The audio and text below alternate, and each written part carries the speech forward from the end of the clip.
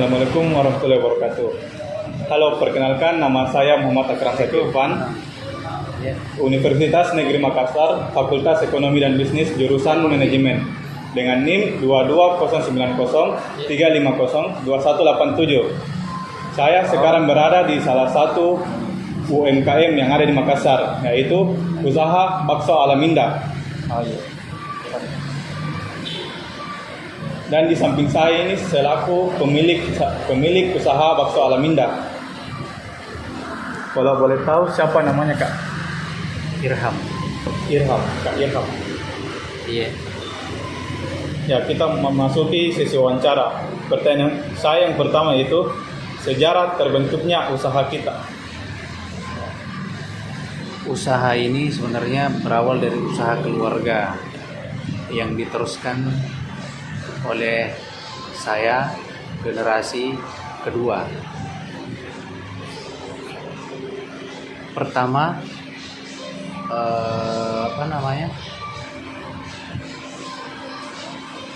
adanya nama brand Alaminda itu masuk di tahun 80-an, kalau tidak salah 86. Tahun 86 kemudian berawal dari merintis dari usaha kecil-kecil, dari kaki lima, dari betul-betul dari dorong gerobak dari satu tempat ke tempat yang lain. Kemudian tahun 2000 itu karena keadaan pada masa itu sudah membutuhkan tempat, maka sewa tempat pada waktu itu. Karena alhamdulillah dari hasil itu pembeli sudah mulai meningkat tahun 2000. Berarti kurang lebih belasan tahun untuk membangun brand. Nah, tapi pada waktu itu belum menggunakan brand Alaminda, masih secara umum bakso gerobakan dari bapak. Kemudian tahun 2000, katakanlah 2002, 2001 sudah mulai sewa ruko. Kemudian di tahun 2006 kalau tidak salah itu sudah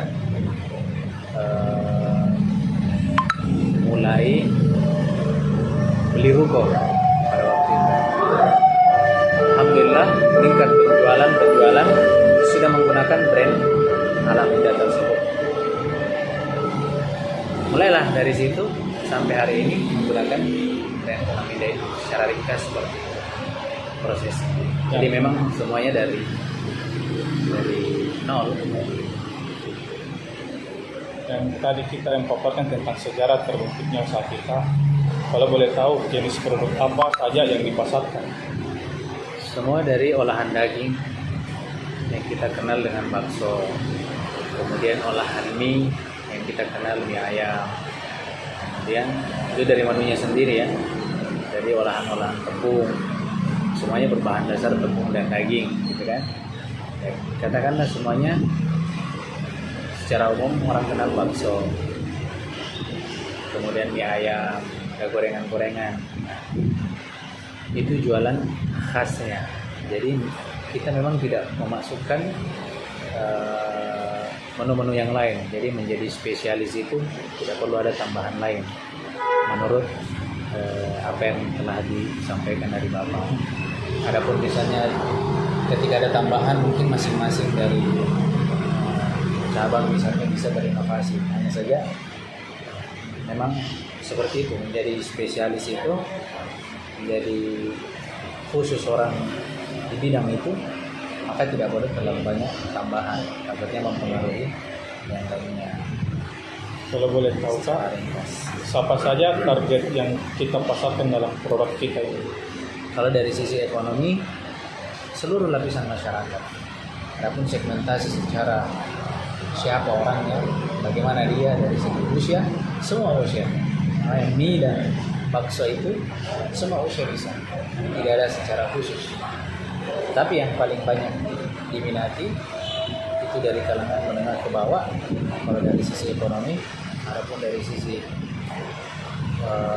gender atau namanya apa, personal, itu dari orang tua masuk. Kadang lebih banyak mereka diantaranya begitu kan anak muda digandrungi sekarang. Kalau misalnya segmen itu bisa dikembangkan sebenarnya dengan mengubah konsep saja. Kita mau sasar berubah pasar ke spesifik ke remaja, berarti kita arahnya ke konsep lebih kekinian seperti kafe. Tapi kalau misalnya kita secara general, secara umum di masyarakat dan orang tua hingga anak-anak, membuat situasi yang nyaman untuk semua kalangan, baik orang tua, anak-anak, remaja, dan selain. Kan ini usaha kita sudah lama. Kalau boleh tahu, apakah ada kompetitor atau pesaingnya yang usaha kita yang jalan sekarang ini? Kompetitor banyak. Di depan saya ini jual bakso. Di belakang saya penjual bakso. Di kiri kanan saya kemarin juga jual bakso. Jadi ya namanya usaha jalan aja. Adapun kompetitor sudah pasti ada. Namanya usaha, namanya berdagang, ya apapun itu ya, dimanapun kita harus siap dengan kompetitor. Kalau kayak bakso, apalagi bakso kayak gini kan mudah ditiru, mudah diduplikasi, mudah diikutin orang, tapi rezeki tidak bisa diduplikasi, semua ketentuan dari Allah. Gitu. Jadi selalu ada nilai ibadah yang baik, karena kita berdagang itu cari berkah sebenarnya. Dari yang kita sebut kompetitor, apakah ada strategi khusus yang digunakan dalam menghadapi kompetitor tersebut? Itu saja yang tadi kuncinya konsistensi. Jadi apapun itu jangan terlalu cepat berubah karena keadaan, coba bertahan dulu, karena namanya usaha kadang mengebut, kadang pelan, tapi yang kita cari adalah stabilitas. Usaha itu bukan berada di puncak sekali atau berada di bawah sekali, tapi kita senantiasa mencari yang settle, yang menengah, yang stabil, yang menetap. Karena dengan menetap kita bisa mengatur segala sesuatunya. Tapi kalau kadang banyak, kadang terlalu banyak, kadang sama sekali tidak ada, ini agak sulit. Dalam strategi pemasaran yang kita gunakan, apa itu strateginya? Strategi tentu biasanya kalau kita bicara strategi mengikuti perkembangan zaman sih sebenarnya afdolnya, atau kebaikannya atau sebaiknya kita mengikuti perkembangan zaman. Seperti misalnya di masa sekarang ini media sosial, tentu kita harus ikut bermedia sosial juga, walaupun tidak secara totalitas, karena brand itu juga yang harus dipertahankan adalah eksistensi. Di masa sekarang ini salah satu jalannya adalah dengan adanya media sosial. Kemudian mungkin memperbanyak cabang, artinya dalam hal ini mudah diakses. Kemudian dia senantiasa didekatkan dengan masyarakat.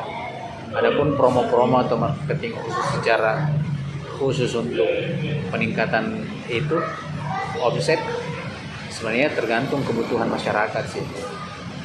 Apalagi sekarang kan jualan online itu kerjasama dengan pihak-pihak penyedia layanan jasa food online, itu kan banyak, bisa salah satunya dengan itu.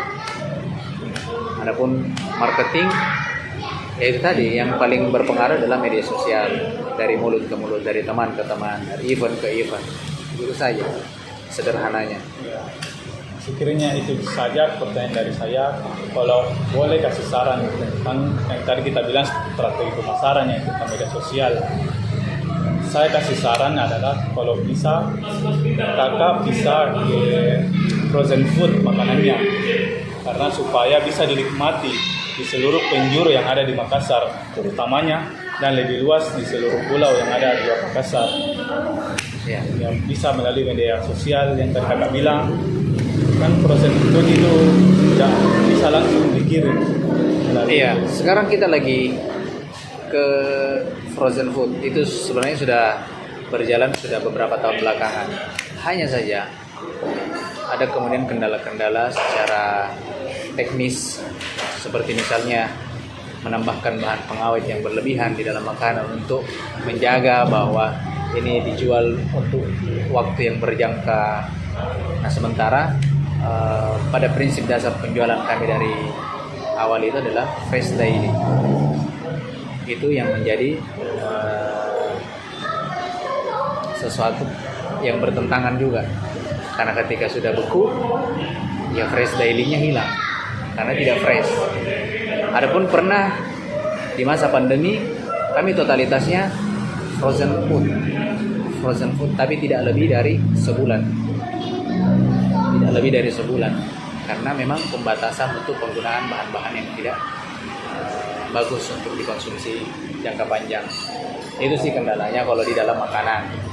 Adapun sebenarnya metode-metode yang digunakan untuk frozen food dan selainnya sebenarnya bisa, dan sekarang juga masih kita gunakan, hanya saja dibatasi untuk produksinya karena kita tidak mau ada problem yang bisa mencederai produk kita sendiri.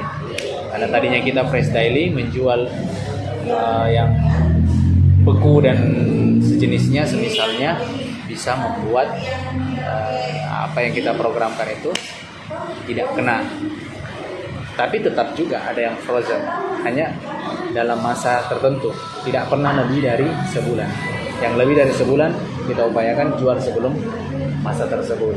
Adapun misalnya dia bertahan atau tidak di dalam frozen itu sebenarnya bertahan, dan itu membutuhkan izin khusus dan BPOM dan lain-lain sebagainya. Secara pengemasan itu semua harus bersyarat dari Depkes, izin PIRT dan lain-lain sebagainya, itu harus menjadi bahan pertimbangan. Ya semoga pemerintah bisa memfasilitasi lebih mudah sebenarnya. Kalau ada fasilitas seperti itu kan biaya halal itu kan mahal. Halal, POM, semuanya mahal. Untuk kami yang UMKM menengah ke bawah ini berat untuk hal yang seperti itu. Bisa. Hanya saja saya secara pribadi masih terbatas. Baik, itu saja yang saya tanyakan. Sekian dan terima kasih.